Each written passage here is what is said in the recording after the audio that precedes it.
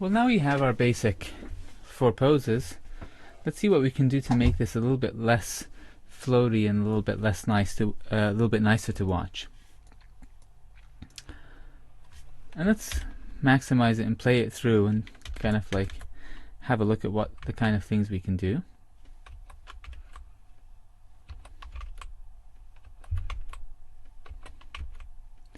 So the overall timing is okay. The motion's alright. One thing that might be kind of nicer is if the anticipation registers a little bit more. So everything doesn't just have the same weight, anticipation, and the accent. The accent probably should fly by pretty fast, especially considering it's so exaggerated. So let's do a really simple trick. We'll copy the anticipation pose, Shift-D. So we right-click right underneath it in the numerical area of the action editor. So we select all those keys in the line. Make sure that all your armature layers are visible, of course. Shift-D, hold down Control, and move everything one frame.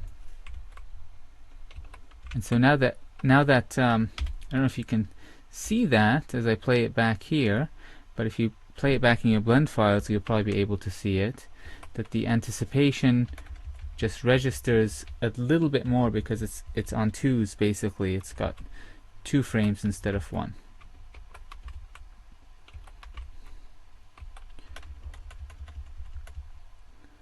And that's all I'm going to do in terms of broad full pose animation.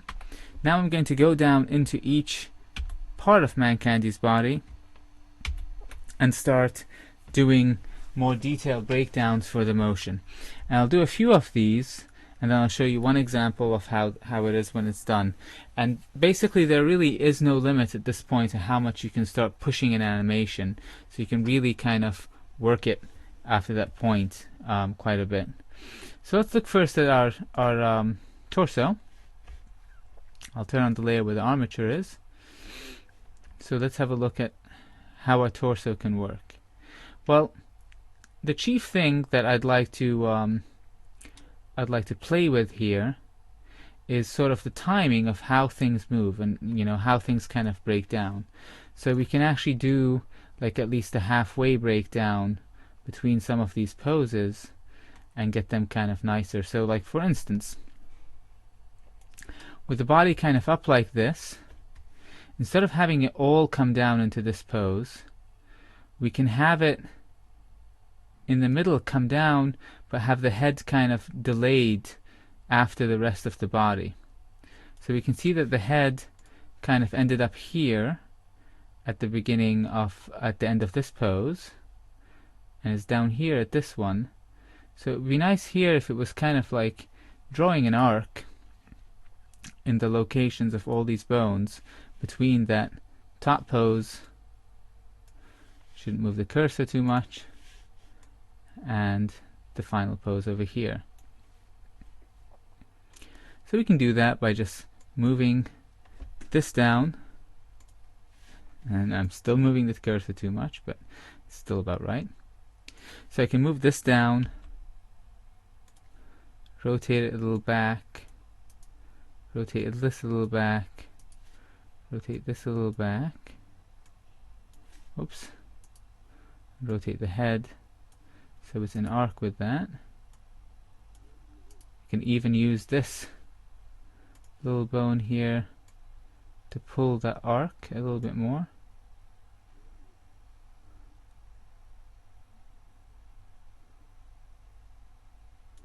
And if I put the cursor up here so I can see it, I can rotate the head so it's in line with that, and I can even delay the unstretching of the head so that it kind of works along that line.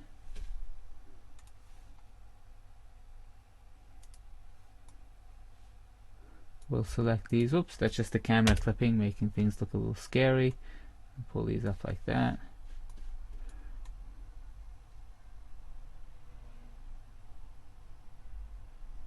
So even though I didn't actually double up that pose, I did kind of make it a little bit more rubbery there.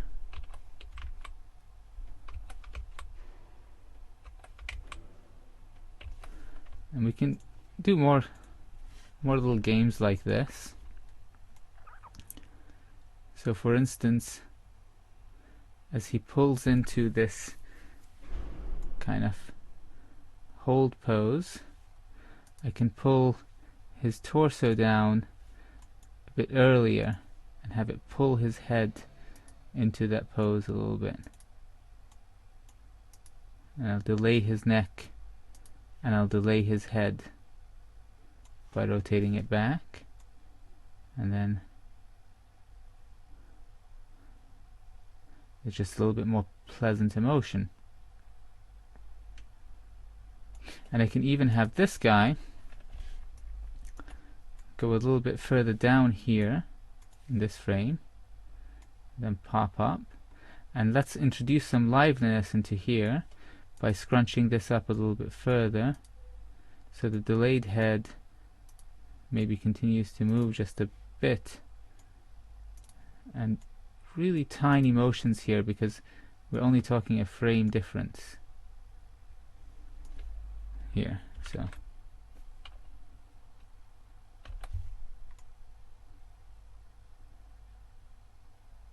and I think I did too much, so I'll just move this. I think this guy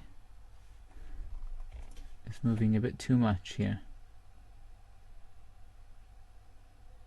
See that? So I can just fix that.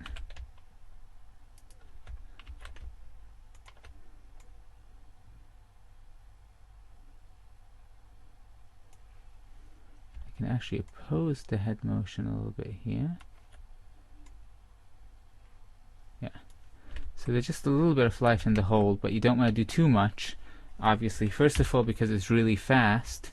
It's only one frame. And second, because a hold should still be a hold. You shouldn't change it into something else while you're working. Make it into an animation of some sort. We can also have fun with the facial bones. We kind of did a little bit of that earlier, but we can have things happen in different orders. So for instance, we can have the eyes compress before the mouth does, for instance. So we lift this, get these two in, and we can lift this up a little bit. We can scale the eyes in.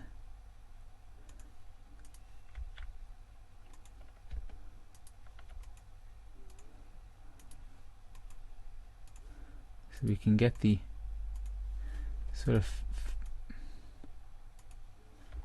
mouth compression happening a little bit early.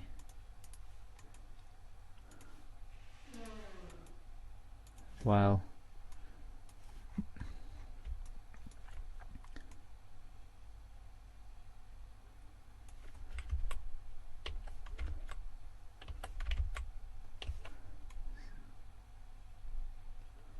and then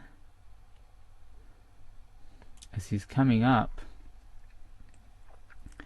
we can have his body sort of pushing his head, skull kind of up into that pose. So kind of get more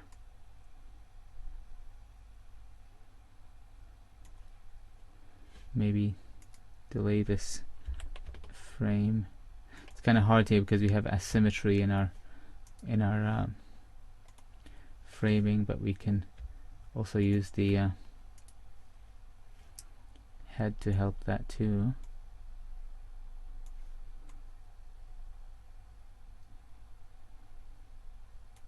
And then just kind of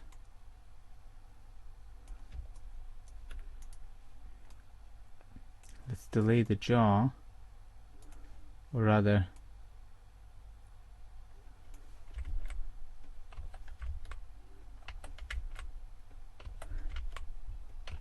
well, it depends on your perspective if we're delaying it or advancing it.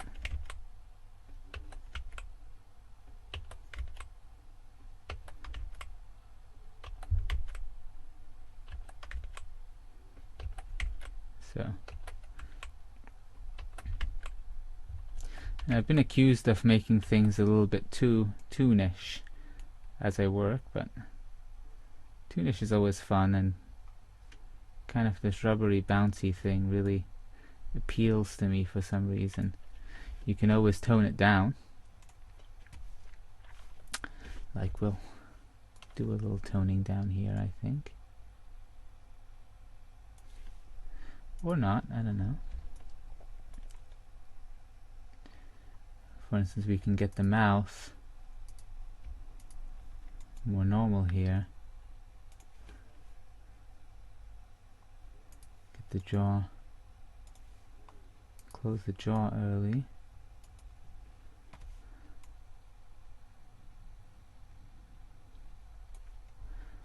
Have a look at that.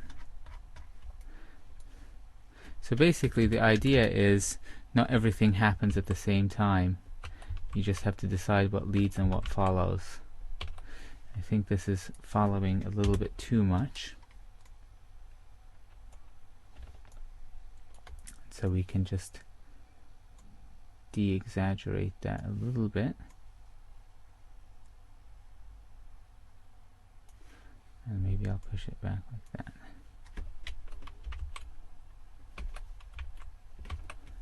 Let's go back to the beginning.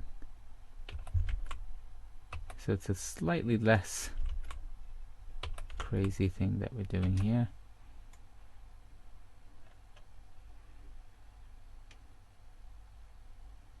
And another thing that you might want to tweak a little bit,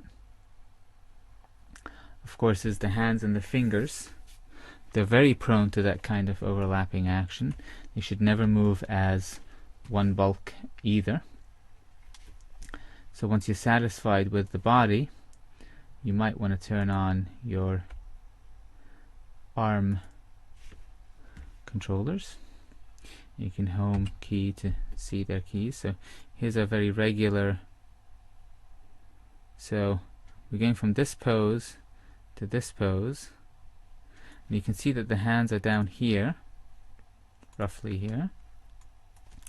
And here they're up here. So in the middle, you might want to trail. These are rotational keys. You might want to trail the hands so the upper arms are kind of going earlier than the hands.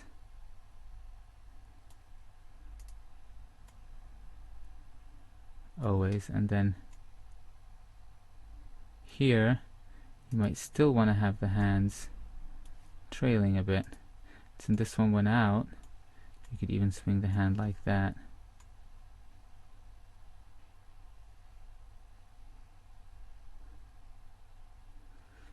And then you might not want to have the hands hit that top so quickly here. You might want to keep them down. And you might want to delay them reaching the top by a couple of frames.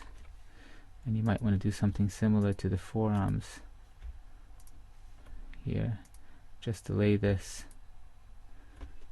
by a frame and make it a little bit, just a tiny bit lower here, because they don't flop as much.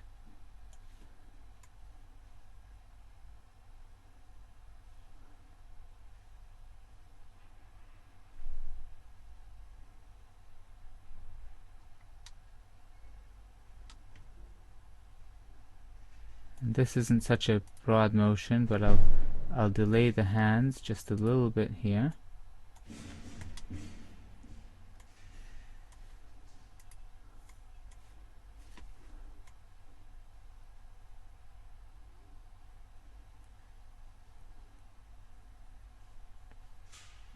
And I'll pull the shoulder downs a little bit earlier as well. How the shoulders even appear to, well, not quite bounce back, but just to give us a little And also the shoulders, maybe have them go up a little bit, a pinch earlier as we're going down. I'm not going to worry about that hand animation too much here because it goes out of frame, but I'll just delay once again a little bit on the hands and arms, just like that, just to get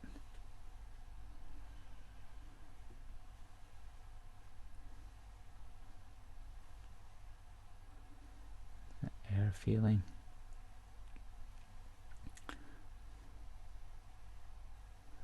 And of course you can inject more life into it by playing with the fingers as well as the arms,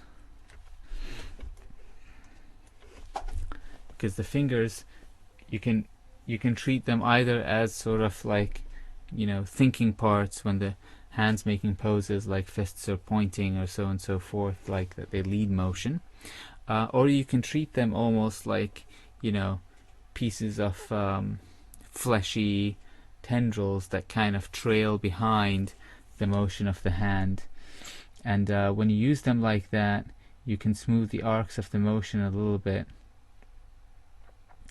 So here you can have them sort of going in that arc like so, and then you can delay them reaching that top like so. Just grab these, move them a frame or even two, see how that looks.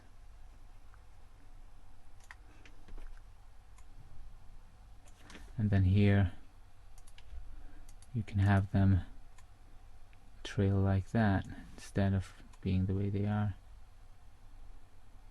And then as they come to the bottom, it might be fun to have them sort of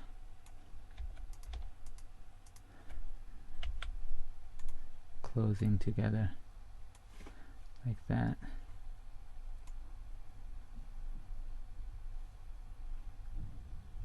And I think they're not trailing quite enough here, so I'll scale them out.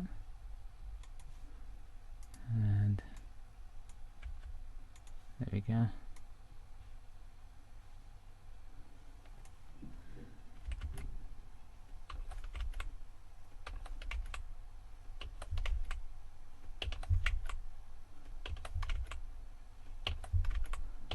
And that looks a little bit more fun.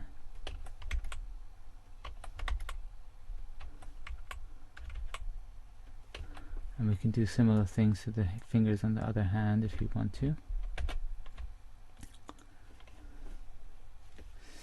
And let's see. Hide this layer just so it doesn't get in our way. So as it's going here, they might be trailing backwards, just sort of pointing at where they've been. Likewise, the hand might do a little bit of that, like so.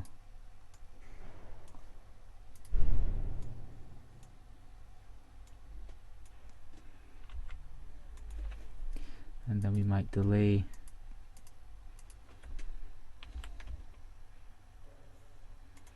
them flourishing. And then here they should be trailing the motion rather than leading it. And let's make sure they, yeah. And then maybe have them scoot. And you know, so stuff like that gives a little more alive feeling to our entire animation. So we can tweak it and continue working on it until we feel that it's ready or done. Also, another thing that's kind of nice is if you well, here's the camera. If you turn the pathbar 2 up, just so you don't see things that are outside of the camera view that might distract you.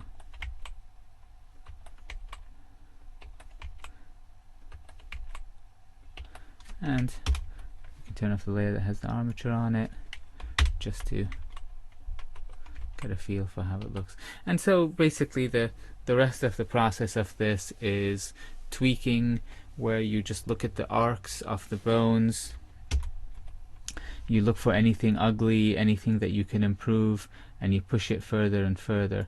And I'm not going to do too much of that here because it'll just take a long time. You really can spend a long time on a simple animation, but I'll just show you some tricks you can do in Blender. You can click on the armature visualization, do calculate paths, and you can see the path that the bone takes right here, and you can kind of see any ugliness or jerks in that path and try to get the arc as nice as you would like it if you want, and so forth, just to kind of, that as a tool that assists you there. And you can also turn on ghosting, so you can see where it's been and where it's going to at every frame, instead of just having to look at it once per frame. So, and that generally, those are generally tools that really assist you in tweaking this animation. And what you're looking for is that things are moving along nice arcs. You might want to really look at the arcs that the eyes are taking, for instance, and make sure that they're not jiggling around too much in view, because the eyes of the character are probably going to draw the eyes of the audience. And especially in not so exaggerated motions, like if the character is walking or talking or something like that, you don't want them to be uncomfortably moving around in really erratic kind of paths. So turning on the paths and seeing what they look like is really helpful for those cases. And that concludes the basic tutorial of how you animate a take with Mancandy. And there are lots of kinds of takes with lots of different timings, and even if you try to do a take twice, it might not come out quite the same way. So this is this version that we did, and I think I did another one earlier with a slightly different different posing, but the same idea, as I was kind of practicing to see what I do for the tutorial. And so that concludes this.